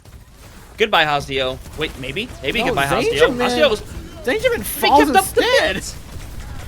Yeah, I'm not through the window into that. They had the freeze on top of it. That is entirely surprising to me how they managed to live through that entire process. And Oath, all they have to show for is about 2 more meters worth of progress. Only 2 more meters worth of progress, and they invested Window and Blizzard into that fight. Insidious do invest the Window and the beat of their own, which is probably why Hazio lived, was the lamp and the beat on top of that, plus the Window from Jackson keeping it alive. But Insidious only have the Sim Wall to work with, as Dak almost gets picked the shield just in time from Haz. Good wall. As they're going to try to be a little aggressive into the wall. They're going to play to trade behind it for the time being. They're not that... Yeah, they're not worried about the bot right now. Your worry is winning this fight and be able to push it back. Because right now, they're going to put some progress into pushing it. The Immortality Field going to get forced out by both sides right now. Hoping to try to find Yaxum, who's getting very low right now. But the Bastion able to help a lot of these members stay up. Will going to be the first one to drop Carnage. Not far directly afterwards. Bossman once again late on the beat. It's an unfortunate process that we're seeing happen so many times. Voltage, though, finding 2 picks of their own. But they need to try to bring this back from a 2v3 situation, trying to find the ice block. They're going to get it temporarily.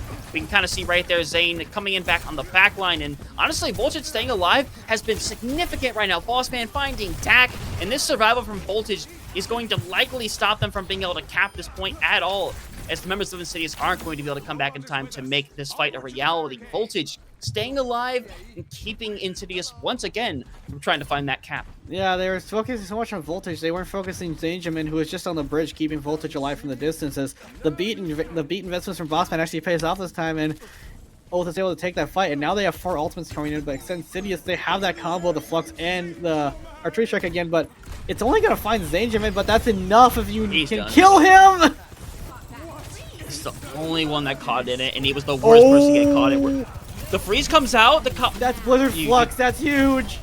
Will found the 1, found the 2, but Sepp manages to hit that nade. It was almost the comeback story we were hoping for. Sepp eventually gets taken out by Bossman, who right now just kind of here to try to find a couple picks on the in and out. They're gonna try to survive in the background, but yeah, it's probably worth dying a little bit earlier, as Oath have to try to set up the touch this point before the cat comes through, but not gonna have to worry about that here. No, as Insidious did lose a couple of players, so they do get the bot back to main, so it's going to be a fight at main. It's going to be only the support ults from Oath coming up, and the support, and maybe the Window and the Simwell from Insidious coming up, but Insidious's ult combinations have pretty much shut the door in Oath's face multiple occasions. As Oath has never really comboed anything. They've attempted to combo things together, but never worked out. Has just gets caught with his pants down in front of the window. Yeah, and that's one of the last people you want to lose in that scenario. You still have a lot, the big thing right now, but now it's going to be really tough because if you lose another person, the snowball is really going to start cascading. It's going to try to push up, looking for the shot onto Yaxim. Yaxim getting low, but they really need to switch over to someone like Dak instead, eventually being taken out. And just like that, Sep goes through the TP, and unfortunately, it's going to lead to their death. 16 meters and counting right now. They're trying to stall it as much as they can, and if your teammate dies here really late, and they will, oh, there's they're a going to catch Haz out too. They might be able to cap this right here and now. They might be able to get ahead of Insidious, as Insidious is desperately trying to get back as Dak almost goes down to Zane. He will go down to Will's Disruptor shot as Oath has brought this back. No way. From the Brigand of Feud with 30 seconds remaining. Oath have taken the lead and have gotten the checkpoint. Oh my gosh. There's no way Insidious let this happen. There's no way, as right now, Oath is just going to focus on their survival. They're going to actually end up using the window, and nobody has dropped it either. They're managing to stay alive. And that's massive. You get that window out, that wall ended up getting used as, or the window ended up getting used on top of that. They just used 2 ultimates. They're pulling the Oath right now, as right now, Oath in this final fight territory have so many ultimates to work with. The freeze going to come out. Multiple members being caught on the right side. The immortality field being taken out so quickly. And they're finding the picks right now. Zane finding one of their own. Sep, the last person standing to try to make the magic happen, but it won't. Oath barely comes back at the very end, and just like that, Denji, we are heading to map 5 once again. Insidious, you had it in your, the game was in your hands, and that one fight where they just stagger, they just all stagger, they die, they don't die together, they all just split up and die separately, and Oath, they say thank you very much, and we are heading to map 5, which their last match did go to, their last time these two teams met, their match did go to a map 5, but that time I went the side of, last time I went the side of Insidious, but this time Oath does not want to be eliminated yet. Both these teams are fighting tooth and nail to try to get into that game against, to try to get into the next game against, why am I blanking on the team name now? I am blanking. Oh, wait, the team they'll go against? Yeah, I'm blanking on that team name right now. We'll figure that out in a moment. But would you like to hear a really fun fact, Denji? I think this is an extremely fun fact. Sure. So as we said, these teams faced each other before. They went to a map 5 that Insidious eventually ended up winning. Now, Oath won the opening control. Insidious then went on to win the next 2 maps, and then Oath took the push map. Same thing that happened in that match has happened now in this match. It is key for key, the exact way things went down. Hell, last time the Suravasa went to 3-1 Insidious. We're literally, they rewrote the same script, Denji. We're playing it back. Am I casting Insidious versus Oath, or am I casting Reminiscence versus MI7? Because both those teams had met. These two teams met before. MI7 Reminiscence met a lot of the times, and that match seemed like it had the script of its own every single season those two teams met. This match goes the same exact direction it did last time. I do not recall what map Insidious ended up picking, but Let's do some research. But if Will is good at the long-range heroes, Insidious, this might come back to bite you. As Insidious has elected to take us to Circuit Royale. What? Wait a minute. I don't know about that one, Chief. However, for people who have been watching the World Cup recently, there has been 0 Widow Hanzo sightings so far, as teams have elected to run Sim Bastion, May Bastion, Sim Reinhardt, pretty much anything but snipers so far. This might be, you might see Sim Bastion come out from the side of Insidious, but Oath, this is where Will should thrive. The long sight lines, everything is in his hands. Insidious must have a game plan of how to shut down Will, like they have shut down, how they have shut him out in the second map and the third map. But this is kind of a question mark to me. Unless Insidious have some kind of comp up their sleeve, Oath can eliminate Insidious here. I'm still a little bit, I didn't think we'd be here. I didn't think we'd be at this map 5 for a pretty long time, that last map. I'm kind of still reeling just a little bit, but no, you're absolutely right about that, because Insidious, they found the formula for a long time to be able to, shut Will down, which they had that formula for a while on the last map as well, where Will was still finding picks here and there, but it wasn't really finding value until those last couple of minutes where it mattered the very most, because Insidious literally had that lead up until the very, very end. That's what's so insane about Oath's comeback into that. And now, Insidious brings us to a map where sightlines matter a lot, but as you said, we don't see a whole lot of the hit-scan characters here from the World Cup these last couple of days, and I do think Insidious just want to try to run this, the Sim and the Sigma. I think it's definitely the right choice for them, but honestly, maybe this comes down to whether or not Will can pull things out here, and on top of that, whether their team can sustain, and not only just sustain themselves, but be able to keep Will alive as well. Yeah, the meta, this map had its own meta pretty much at launch. Besides what the meta usually was, teams were always running Poke, Sigma, Double Sniper, Bap Zen. That's what it's been since the launch of Overwatch 2. Now recently, with kind of the nerfs to Hanzo and Widowmaker's range and one-shot capabilities, you've seen a lot more different heroes come. You've seen Sojourn, you've seen Ashe. In the World Cup now, you've seen Sim, you've seen Bastion, you've seen Mei. You pretty much haven't really seen what Circle Royale was known for a bit in the pro scene at least. As Oath coming out on what I was expecting them to come out on. No Zen though, so no Zen, which the Zen I still think is a little better than the ERE right now, especially since Zen has that ultimate that is a lifesaver. ERE's ultimate it can get value, it can force a lot of cooldowns, but it's not always guaranteed value. And the nerfs to her pylon, the nerfs to its health, the nerf to its cooldown, the overall you have to hit it's more skill based to hit your shots. It's not really as big of a projectile or hit scan shot as it was before the nerf. As Insidious are pulling out the list of Farum comp, it looked like for a second there. Oh my god, I don't know what's going on with Insidious. What are you doing? They legit. All right, so listen, I know they cooked with the ball before, and it kind of ended up getting the lead kind of early on because of it, and they held it for a long time because of that. But now I'm a little concerned, because right now Will can't do a ton against this part unless they have the max charge to be able to shoot them out of the air. Boss Man is going to drop down to Dak, and right now it's already going to be a big issue right now. It's just Zane to be able to focus on the heals. You just want to try to survive, get out if you can, but that direct is going to stop Will from surviving. Oath just has to focus on their survivability, try to get out with the 3 that they had left. You don't want to lose anyone else at this point. No, but it looks like they're going to lose Carnage to back in, as Zane just isn't able to keep.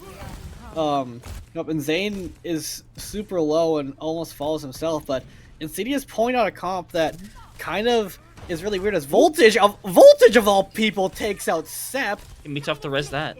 But they're able to res that, and Voltage dies at the back end, so this is going to be point A. This should be point A for the side of Insidious. As whoa, what happened there, bud? I don't know, but they're potentially looking to touch right now. Carnage that has to do it, though, and Carnage decides, no, I just want to play on the tiny high ground over here, which not going to work out too well for them.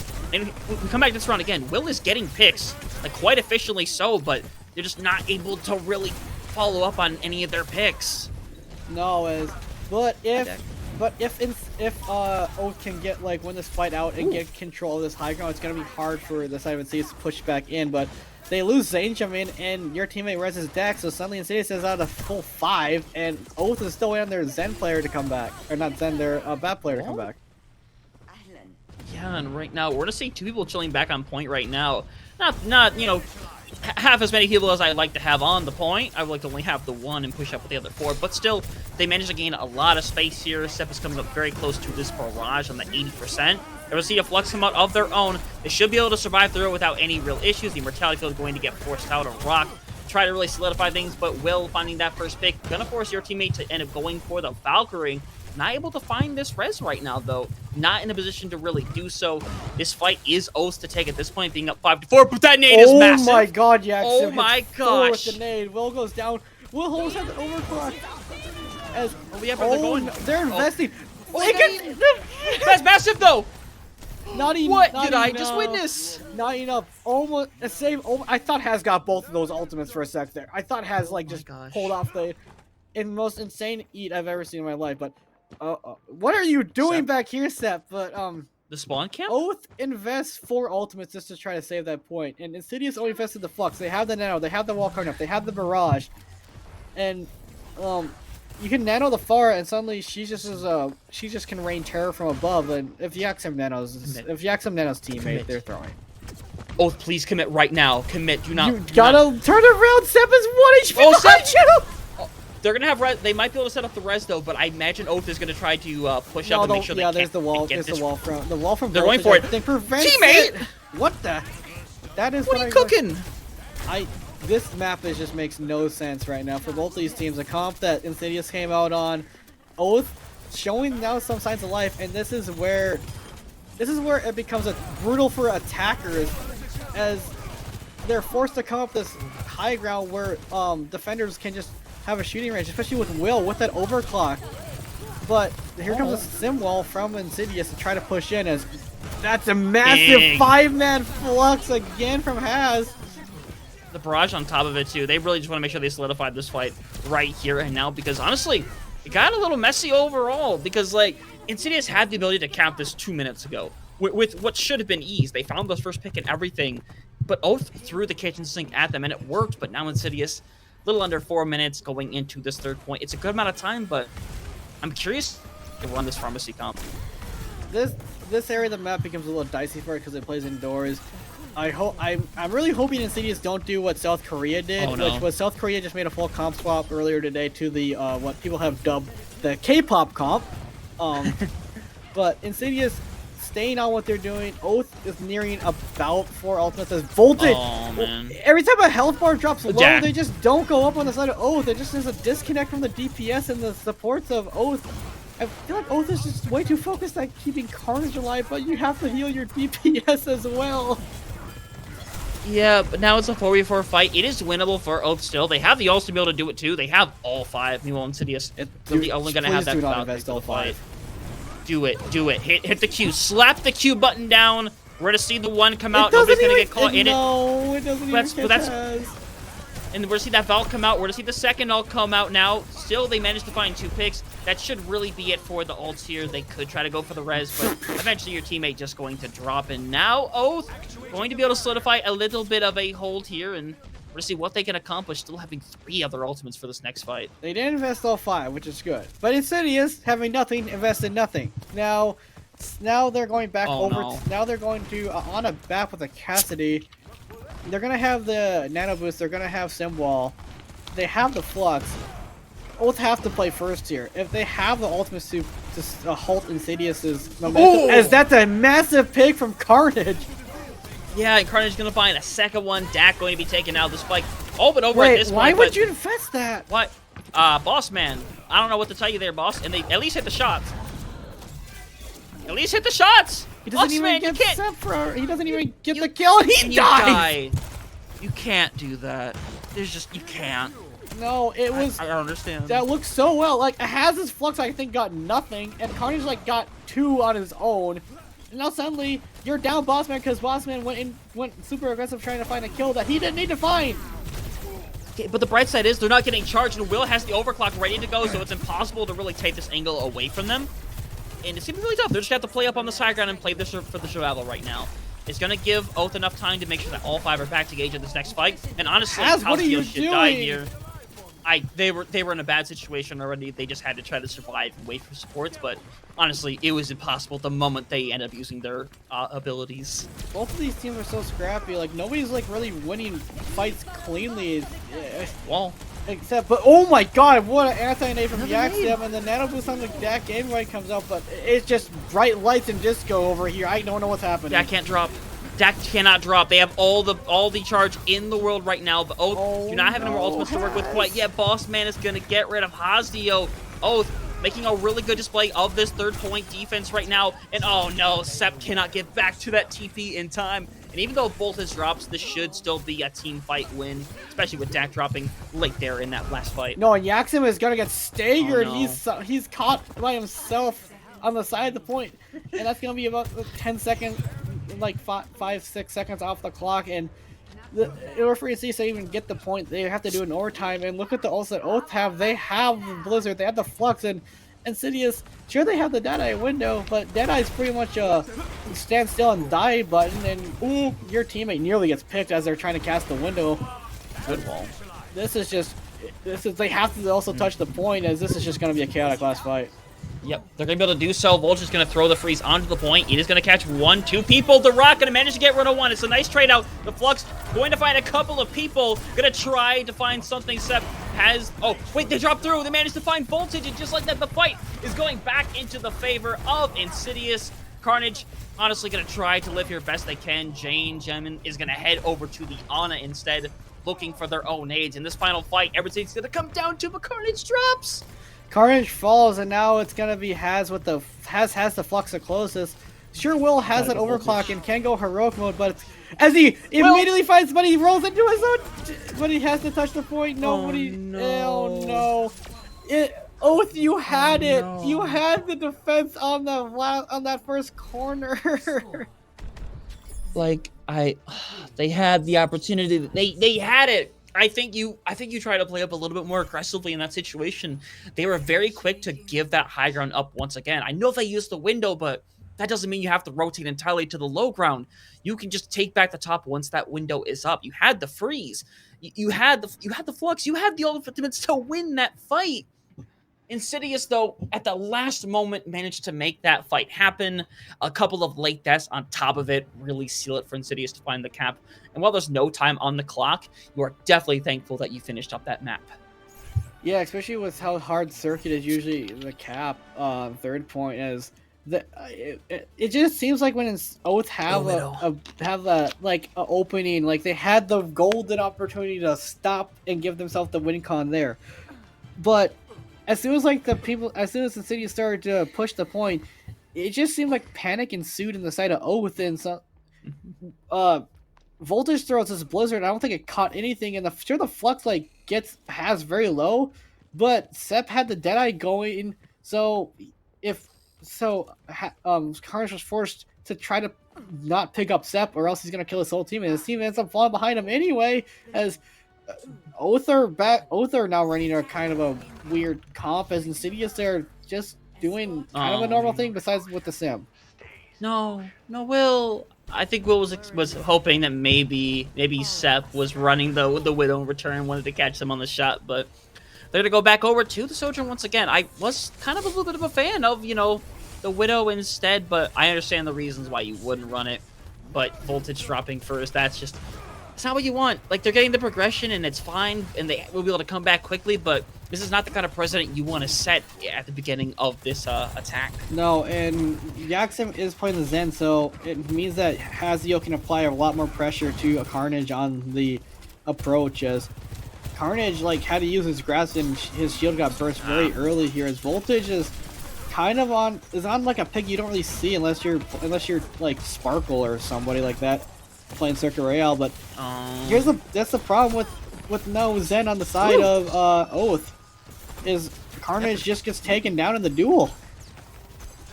Yeah, but DAC dropping is a little more important. They don't have that, they don't have to be able to engage as quickly. And now that Insidious are going to be down that one member, Oath have a big ability to be able to finally open this up, but they have to really go for it before DAC gets back into this engagement.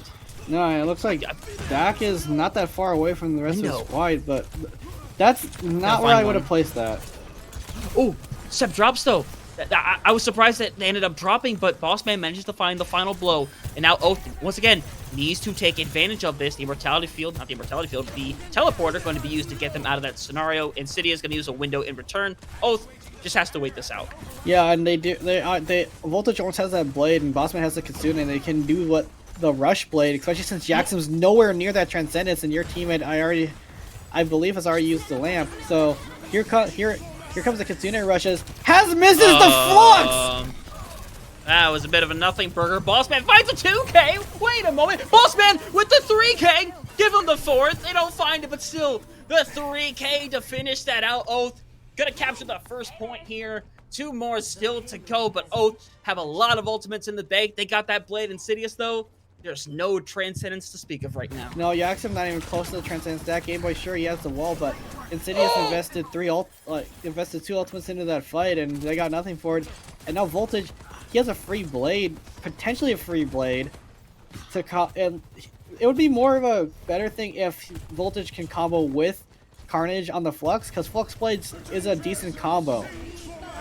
Yep, here we go. The Flux is gonna come out, gonna catch a couple of members, gonna go for the blade directly afterwards. And they use that immortality field. Voltage has found 3, looking for that 4th. They found it. They're taking out at the end of the day, but it's more than worth it to finish out that fight. But you're right, the card has not moved a single inch since that fight started. So while you win that, it's great. You win the fight, it's great, but Insidious have plenty of time for a setup. They have plenty of time to re-engage, but they have 0 ultimates except for Yaxim maybe having the Transcendence. And last time he popped Transcendence on Hollywood, well, Hazio still died to a well-placed railgun shot from Will, and they have the window and they have the overclock just to send Insidious packing as your teaming already goes down to a headshot from Bossman of all things. And what the? They vest! They just have to stall the point now. They don't have a choice. You just got to play with it now that you've used it. So now it's the 5v3 Oath. Really close to be able to cap the second point. You see so many people low in the back. Dak is desperately low. Hazio trying to survive on the point as long as they can. You can see them trying to desperately touch this point. But right now, Oath going to take this just barely quicker than Insidious managed to on their own attack. And on top of that, they're going to find a couple of stagger picks there at the end. Yeah, Yaxim now goes over to the Kiriko match, but Oath nearing that Kitsune rush. Carnage should get a Flux during the fight. Voltage might be able to get up to a Blade as oh my god. That actually is actually pretty smart. It does get Zanjamin a little bit of ult charge there as now you see Yaxim goes over to Moira, Seth goes over to Bastion. Insidious just kind of like making random comp swaps that they think will work and hope that it pays off as Oath is already knocking on the doors. The card is almost at the final bend as Insidious have not elected to try to contest it whatsoever. Yeah, like I kind of understand the Moira pick. I get that you want to have the ability to kind of go for Voltage. It's gonna be so much easier to take care of the Genji, but still, I don't know if that's worth the trade out there. As we're gonna see a Flux come out, Voltage gonna be thrown up in the air directly in front of his competitors, so unfortunately not gonna be able to survive that engagement. The rest of both likely just gonna have to try to whoa. But Will's found one. It's still possible right now. So they're moving in, finding the rock, finding the pick right there. Bossman though dropping really should solidify that. They're still investing. They're still gonna go for it. Carnage finds one of their own. Will in the back. No way. Oath are turning around. There's no way! For once, Oath investing late is working out, but here comes the Simwolf, comes out from Dak Game Boy. Oh, that's dangerous. But they have to find another kill here fast, or else Insidious is going to come back with reinforcements as Will has to live. He's so close to this overclock. So good! So good, and that's right, but Carnage dropping is going to be so devastating. And at that point, you just need to take your deaths when you can. Gonna get a nice reset here. 2:20 still on the clock. Ult still have a lot of good ultimates, a lot of time to still be able to take this, but Insidious gonna be able to take some time to set up. Yeah, Insidious can set up, but the Oath actually wisely didn't invest anything else. They have the Blade, they have the Overclock, they have the Kitsune Rush. Insidious have the Artillery Strike, but Insidious invested both support else and Simwell in an effort to try to stem the bleeding that was coming out from Oath just refusing to give up. Now, there you go.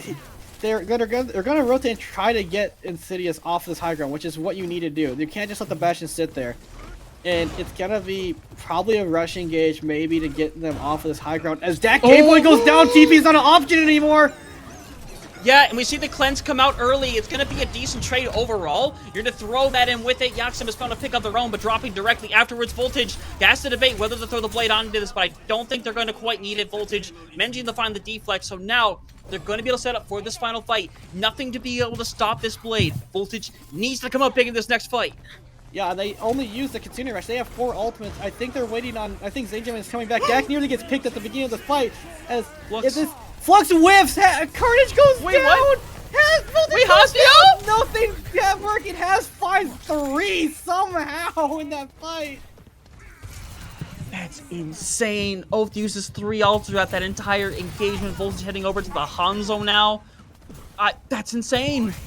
Yeah, as now we're nearing final fight territory. Oath, they still have the window and they still have the overclock, luckily. Insidious have 0 ultimates except for main supports that are coming up, but it's got to be on the back of Will, like it has been so many times. He nearly picks off Sep there. That's a But dumb suddenly, engagement. Will's in a horrible position. They need to help him really? out. Oh my god, Immortality Field, though. comes out perfectly timed. They're gonna stay alive. The window on top of Hosdale, who just has to try to escape to the best of their ability right now. This could be the fight right here and now. They're gonna use a lot here to try to survive, though. That's what's so devastating about this. They used 2 of their key ultimates, the only ultimates they had left. Now Yaxim going to have their own ultimate, and it's gonna be the trade out. Hostile going to drop. That's exactly who they needed to drop in that scenario. Sep getting one right now. The window gonna come out in the backlight. They can Tsuni rush going on top of it. 4v3.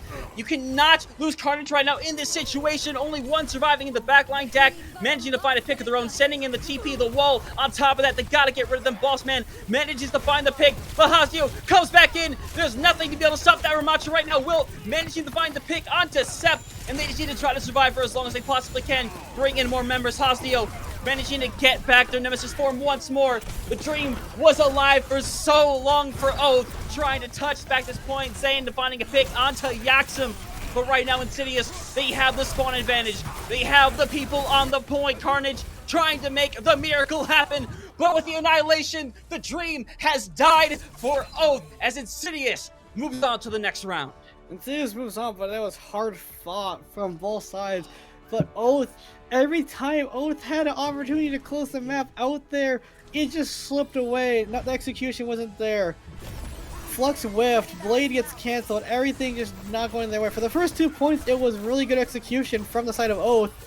But as soon as third point comes in, suddenly Oath just got stonewalled by the side of Insidious. As Insidious, like they did before, they are able to close it out here. As now Insidious, Dapper Dynasty is the team that awaits them in the next round, and the next round will decide who goes on to championship bracket.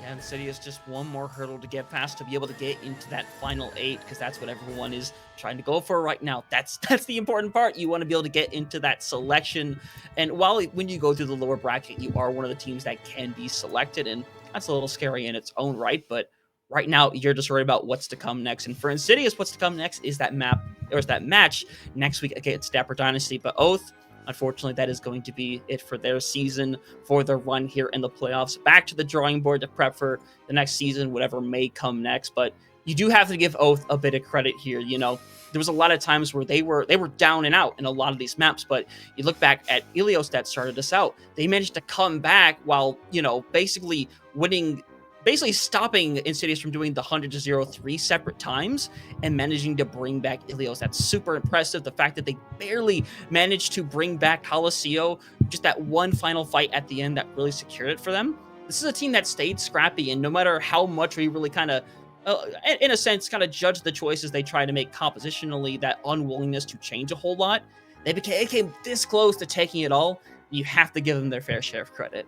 Yeah, both these teams were so evenly matched, but the execution, the team synergy, just was a lot better from the side of Insidious, as their comps were very confusing at times, especially on Circuit Royale, where they switched their comp, like I believe a total of 5-6 times over the course of that map. But Oath and Insidious, they both were really evenly matched. Both these teams already fought each other in Elan Pool, and Insidious did come out on top that time, and they will come out on top again. And I think it just came down to they have played longer with each other. They know how each other play. They know how to execute with the plans. They know how to all combo. It just looked like a lot of better execution from the side of Insidious than Oath. Oath had their moments, but a lot of their moments came off of individual plays. Yeah, and that's the unfortunate part of it right now. Like we talked, I talked the heck out of Will throughout that entire series of how much of an impact, player that they were, especially when you kind of look at that, that last map over here on Circuit Royale, where they were still opening up a lot of these fights. And on that overclock, they typically found somebody almost every time, but sometimes they just put themselves in these awkward positions. We look back at, coming into that final fight, they slid into that room on the left to try to go after Sep, and they put themselves into a corner. The fact that they survived is thanks to their supports, but they had to use resources just to be able to keep Will alive in that engagement. And maybe that's something that could have saved one of your teammates. Maybe could have made the next fight potentially easier. And I don't know, that's just something that you're going to look back on this stream or in your head and kind of realize, what if I didn't do this? What if I would have tried this instead? But I think as a player in these situations, you're always gonna go back and think that once in a while. Yeah, they have the rest of the season and the preseason off season to rebuild and maybe return to Tranquility, but don't go anywhere for this stream. I believe we have Silver Slander after this. I might have to double check with Phoebe because last week they didn't have it because they're down so many people, but I believe Silver Slander's after this, and then tomorrow you have the Ascendant tier feature, Guerrilla Society versus Throwing Are Bad, and then the Discord tier feature, Alternate Inferno versus Galactic Gibbons, which please stop giving Galactic feature matches. I've already played in 5. I need a break. I'll be so happy to watch you, Denji. I've already played in 5, and that was because of Null's fault. He kept taking them every time there was an opening. He just kept taking them. I can only play on the stage so much, dude. Give somebody else a spotlight for once. Oh, hey, some teams don't have as much of the opportunity, so I don't know. Maybe take it while you have it, but I don't know. Maybe that's just me. I mean, I've already played enough feature matches to last like the next season. But from us here at Tranquility, thank you to our producer Hippy and the observers Orange, and I'm forgetting the other one's name, and Little Joe. But from me and Huntertain, or my body double Denji, have a great night and stick around for Silver Slander right after this.